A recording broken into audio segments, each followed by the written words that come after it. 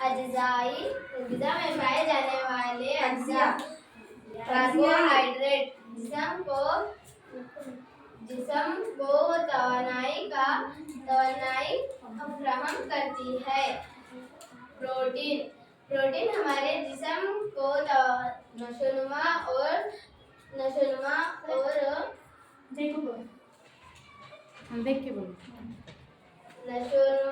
اور مرمت میں مدد دیتی ہے۔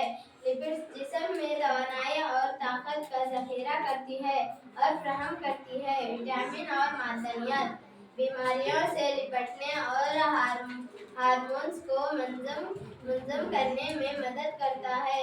ریشے جسم میں غذائی اجزاء کو تحلیل کرتا ہے، نظام ہاضمہ کو بہتر کرتا ہے۔ پانی جسم کے درجہ حرارت کو منظم کرتا ہے، فضلات کو جسم سے باہر نکالتا ہے۔